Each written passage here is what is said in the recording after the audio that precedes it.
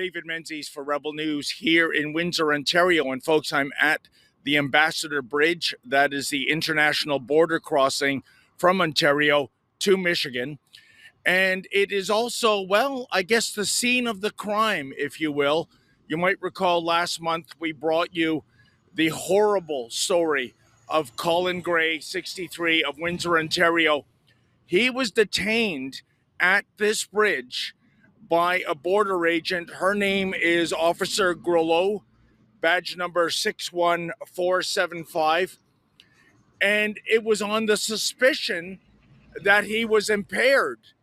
But that was not the case at all. He hadn't had a drop to drink that day, or for several months, as I understand from his family.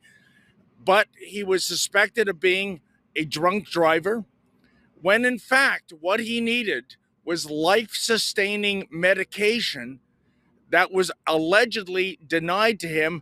That is according to the eyewitness at the scene at the time.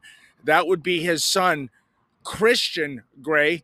Now, you might recall we reached out to his now widow, Rose Grey, and Christian a few weeks ago.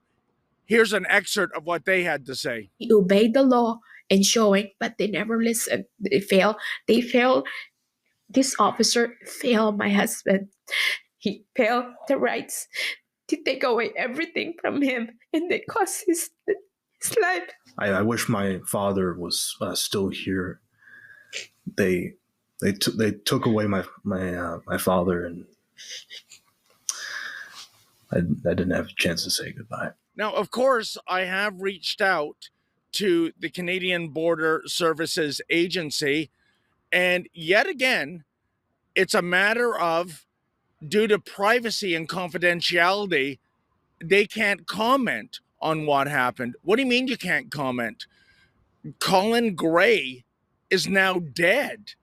Whose privacy and confidentiality are you protecting? Probably Agent Grelot, I would say, who was either incompetent or vindictive, or a combination of the two. And that's why we have come here.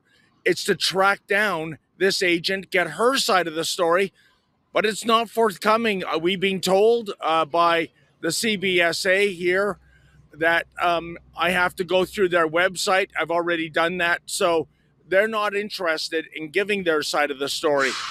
And there's some big questions that have to be answered.